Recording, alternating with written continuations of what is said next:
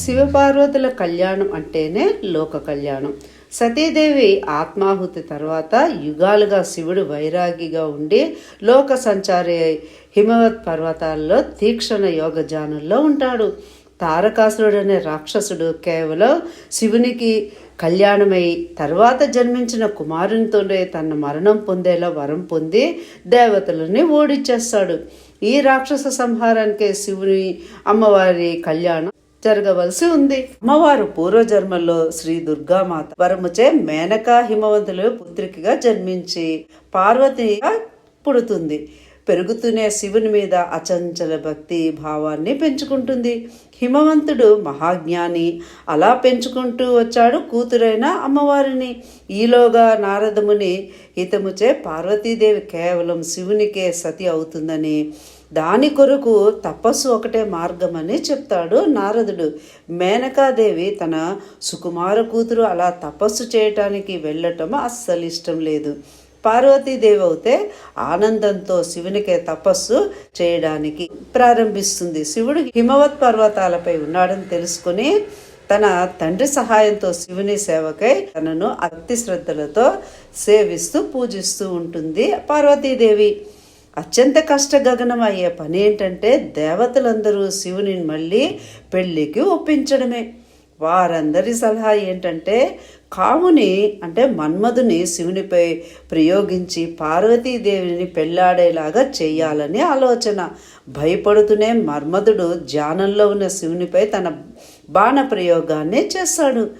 ఎందరో యోగుల హృదయాలను సైతం కదిలించిన మన్మథ బాణం శివునిపై వేగా తనకు కలిగిన ధ్యాన భంగంకు వికారానికి కారణాన్ని చూడగా దూరాన కాముడు అంటే మన్మధుడు కనిపించగా ఒక్కసారి ఉగ్రుడే కోపంతో మూడో కంటితో తనను భస్మం చేసేస్తాడు శివుడు. తర్వాత మళ్ళీ దేవతలు మన్మధుని భార్య సతీదేవి కోరికపై శాంతించి తన భార్యకు మాత్రమే కనిపించేలా బ్రతికించే వరాన్ని ఇస్తాడు శివుడు. మళ్ళీ అంటే మన్మధుడు తన భార్యకు మాత్రమే కనిపిస్తాడు. తర్వాత అక్కడి నుండి వెళ్ళిపోతాడు శివుడు. మళ్ళీ కథ మొదటికి వచ్చేస్తుంది.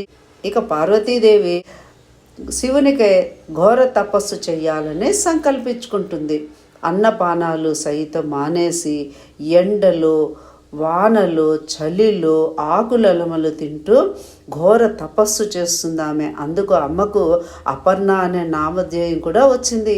శివుడు సంతోషించి తనను మరొక్కసారి పరీక్షిద్దామని ముసలి బ్రాహ్మణ వేషధారియే పార్వతీదేవి దగ్గరికి వచ్చి శివనింద చేస్తుంటాడు.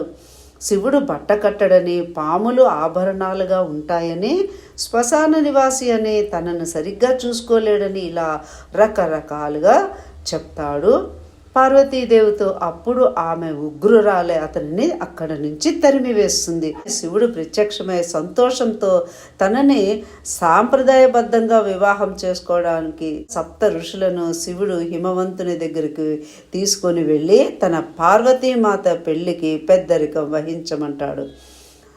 తరువాత వేద శాస్త్రోక్తంగా బ్రహ్మదేవుడే పురోహితుడై సకల దేవతల ఆనందోత్సాహాల నడుమ శివపార్వతుల పెళ్లి జరుగుతుంది. ఇటువంటి కళ్యాణం నభూతో న భవిష్యత్. తరువాత శ్రీ సుబ్రహ్మణ్య స్వామి శివపార్వతుల పుత్రుడిగా జన్మించి దేవతల తరపున నాయకుడై తారకాసురుడి సంహారం చేస్తాడు. ఇది శివపార్వతుల కళ్యాణం యొక్క కథ. ఈ కథ విన్నా కూడా ఎంతో పుణ్యం. శివరాత్రి అంటేనే శివపార్వతుల కళ్యాణం జరిగిన రోజు అని చెప్పి, అదే రోజు శివుడు నటరాజస్వామిగా నాట్యమాడిన రోజు కూడా అని చెప్పి అంటారు. ఓం నమః శివాయ.